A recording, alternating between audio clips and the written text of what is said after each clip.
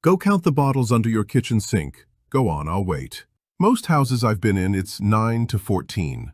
Glass cleaner, multi-surface, bathroom spray, tub and tile, toilet bowl, wood polish, stainless steel wipes, something for the stovetop, something for the floor, a jug of bleach behind all of it that's been there since the Obama administration. Call it 11 bottles. Call it $120. Replace 2 or 3 times a year. There are 4 jobs a cleaner can do. 4. That's not my opinion, that's chemistry. And I'll name all 4 before we're 8 minutes in. 11 bottles, 4 jobs. And by weight, most of those bottles are water. My name is Hollis Ward. I'm 63, I was raised 11 miles off the Current River in Carter County, Missouri. And my grandmother Verna kept a farmhouse, a milk room, and a butcher shed clean for 50 years on 5 things. 5. She didn't buy any of them in a spray bottle because there weren't any. Now, I've got to correct the title before we go any further, because I'd rather lose you now than lie to you for 20 minutes. Works better is only true for part of the job. Homemade cleaners are better than what you're buying at dissolving mineral, cutting grease, and costing nothing. They are worse at killing germs. Most of them don't kill germs at all, and I'm going to tell you exactly where the line is and what to keep in the house for the other side of it. Anybody who tells you vinegar disinfects your kitchen is either mistaken or selling you a course.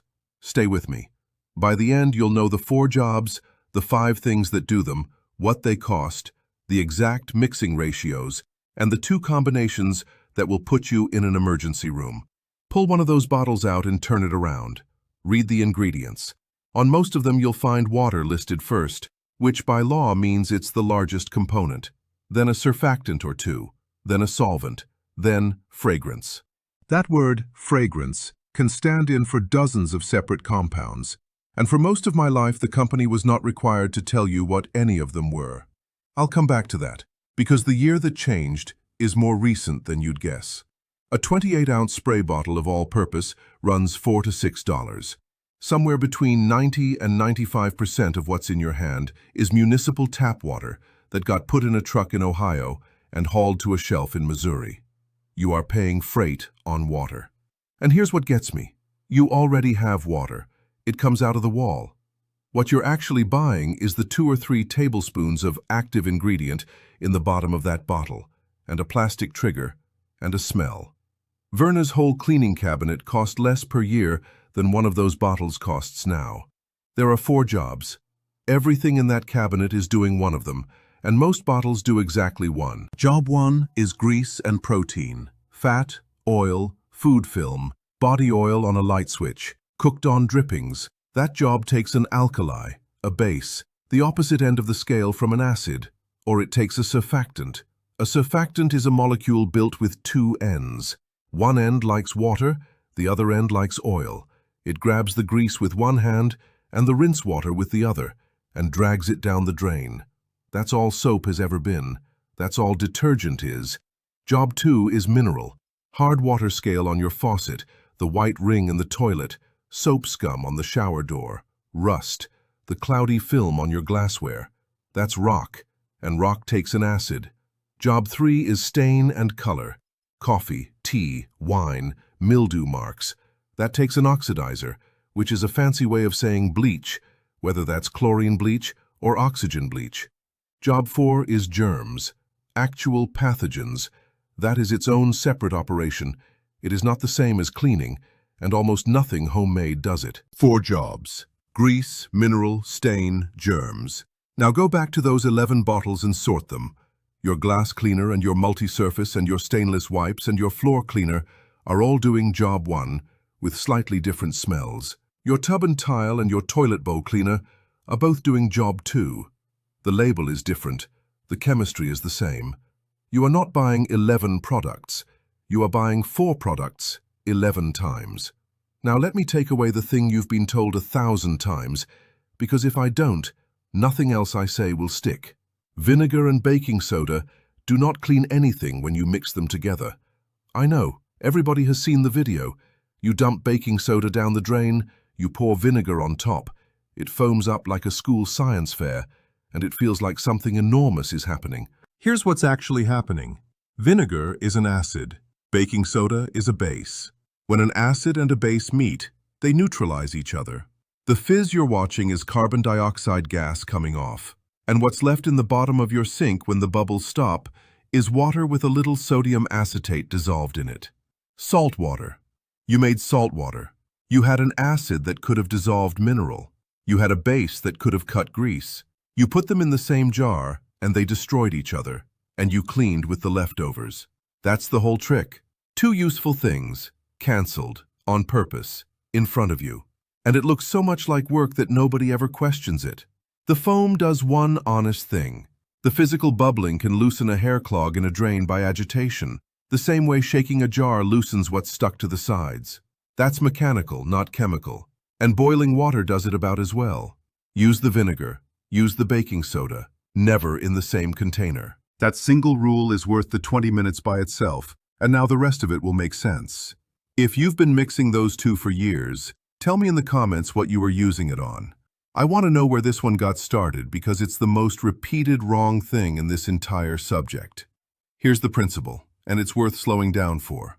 Everything in that cabinet lives on one scale, and that scale is pH, a measure of how acidic or how alkaline something is, running from 0 to 14, with 7 being neutral.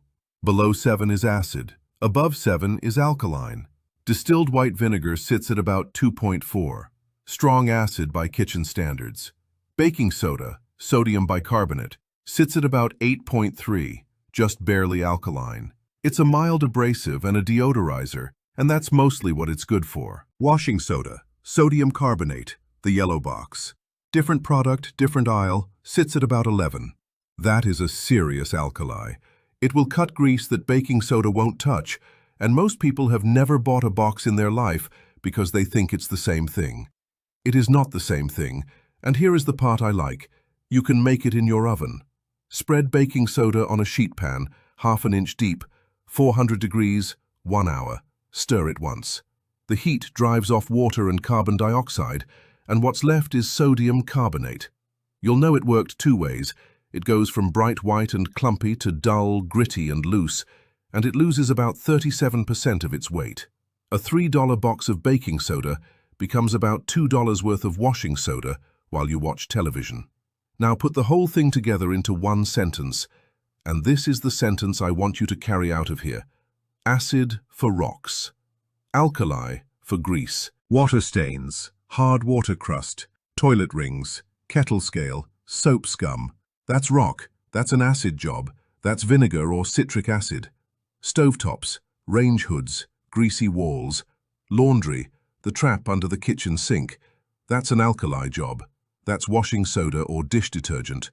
And once you know which side you're on, you know why the aisle exists. It exists because nobody ever told you it was 2 questions instead of 11.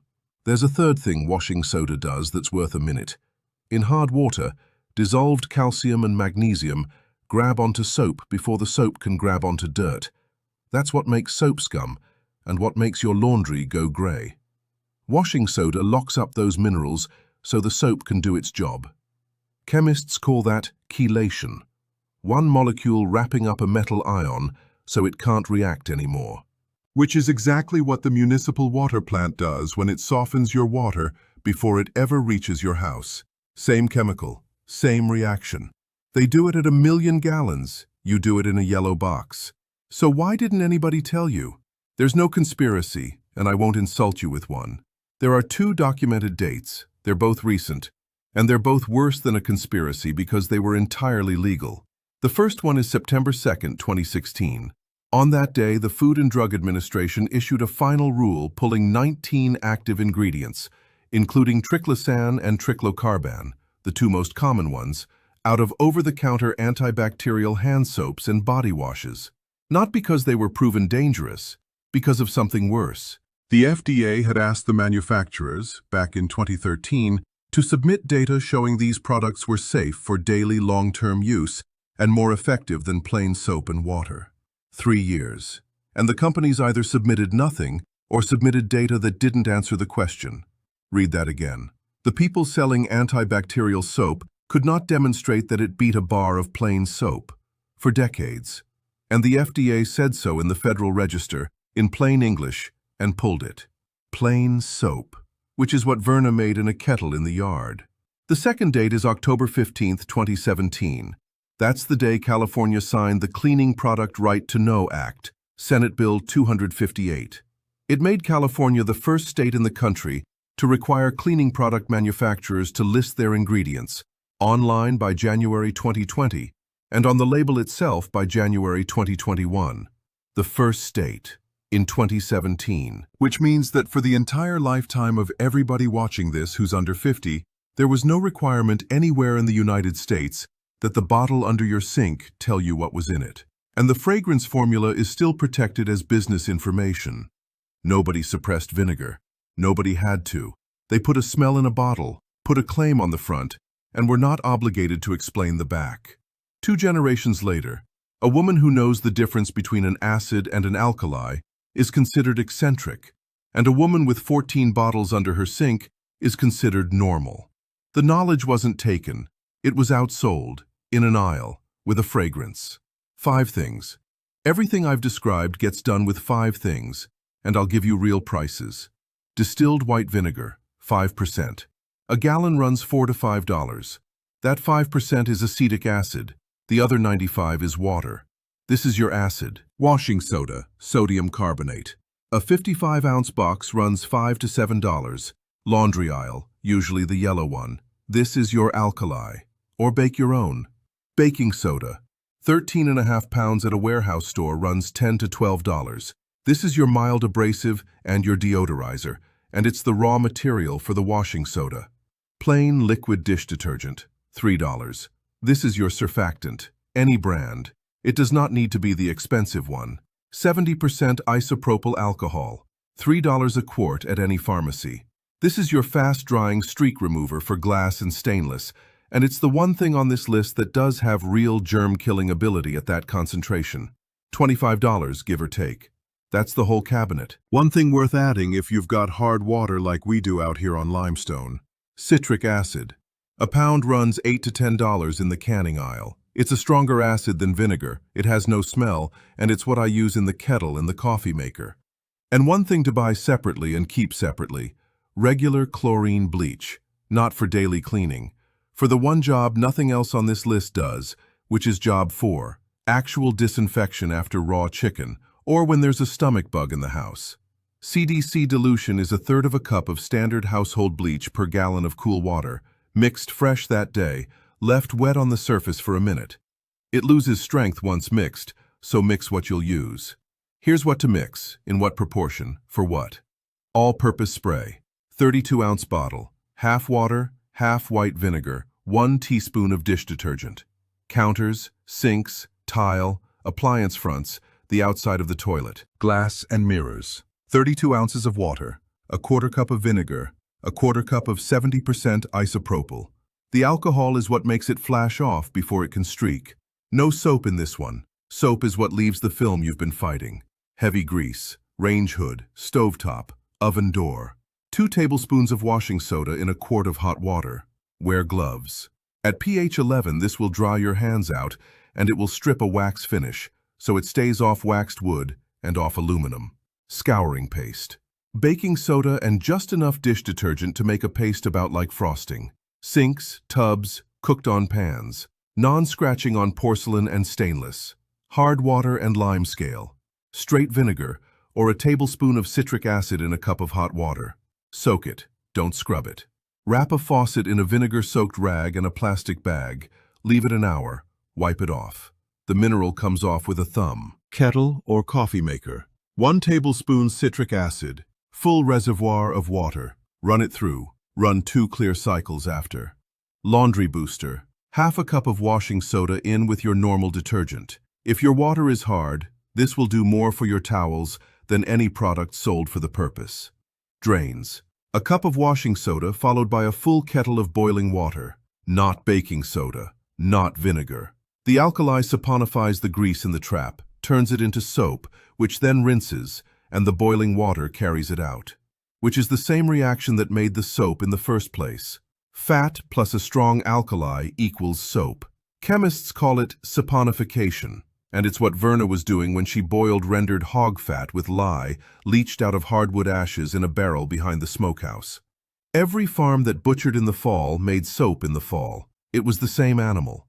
Your drain cleaner and your bar of soap are the same reaction. One's in a kettle and one's in a pipe. Fast, in order of how bad it is. Never mix bleach with vinegar or any acid. That produces chlorine gas. It happens in seconds and it damages your lungs. People do this trying to make toilet cleaner stronger. Never mix bleach with ammonia, and remember that most glass cleaners contain ammonia.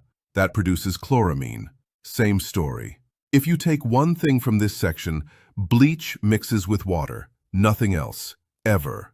Keep vinegar off natural stone. Marble, travertine, limestone, and most stone tile are calcium carbonate, and acid dissolves calcium carbonate. It will etch a dull spot into a countertop in under a minute, and it does not come back. Which, if you live where I live, ought to make perfect sense. Every cave in this county was hollowed out of dolomite by rainwater, carrying a little acid in it, over a few 100,000 years. The scale on the inside of your kettle and a stalactite in Round Spring Cave are the same mineral, laid down the same way. Your vinegar is running that same reaction in about 4 minutes instead of 400,000 years. Keep acids off cast iron, aluminum, waxed wood, and rubber gaskets. Don't put Castile soap in an acid mix. If you pour vinegar into Dr. Bronner's, you get a white curdle.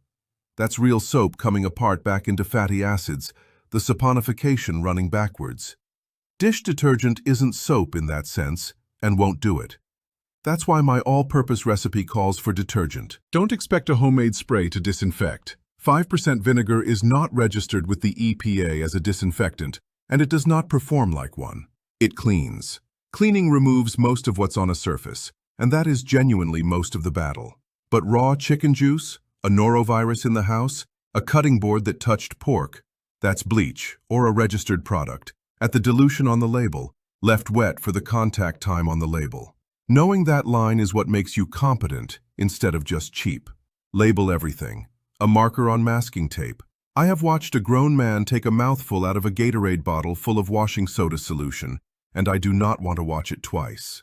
Store the vinegar mix and the bleach on different shelves, at different heights, so a reach in a dark cabinet can't put them in the same bucket. Mix small. Washing soda solution and the vinegar spray keep indefinitely, but anything with dish detergent in it will separate and go cloudy after a few weeks. Shake it, or make a fresh quart. Bleach solution is done the same day you mix it. Glass bottles are better than plastic for anything with vinegar in it. Vinegar is slow, but it works on plastic trigger springs, and a corroded spring is why your homemade sprayer quit and you decided the recipe didn't work. Keep the washing soda dry and sealed. It pulls moisture out of the air and turns into a brick. And keep a card in the cabinet with the 4 jobs written on it until you don't need it. Grease, mineral, stain, germs. Everything you'll ever be asked to clean is one of those 4, and the card answers it faster than the aisle does. One thing, not 10. This Saturday, buy 1 empty 32-ounce spray bottle, $2 at a hardware store, or wash out one you already have. Fill it half with water and half with 5% distilled white vinegar. Add 1 teaspoon of plain dish detergent. Cap it, turn it end over end twice. Don't shake it, you'll foam it. And write all-purpose on the side in marker. Total cost of what's in that bottle? About 40 cents. Then take the glass cleaner, the multi-surface, the tub and tile, and the stainless wipes, and put all 4 of them in a box on the floor of the garage. Don't throw them out. Just move them out of reach for 30 days. Use the 1 bottle for a month. Everything but the natural stone, if you have any, and everything but actual disinfection. At the end of 30 days, you'll know whether I'm telling you the truth, and you won't have to take my word for it, because you'll have run the test in your own house, on your own dirt. That's the whole thing. 40 cents and 1 Saturday to find out that 4 of the bottles were never necessary. Next week, I'll show you the soap itself, rendering fat, leaching lye out of hardwood ash, the way Verna did it in a barrel with a hole in the bottom, and boiling it down to a bar. It's the oldest manufactured chemical there is, and there's hardly anybody left who's stood over the kettle. Buy the spray bottle first. The soap goes in the same cabinet. She used to say a clean house never came out of a store. It came out of knowing which way the dirt would go. Pull one bottle out from under your sink tonight and read the back of it. That's all. Just read it.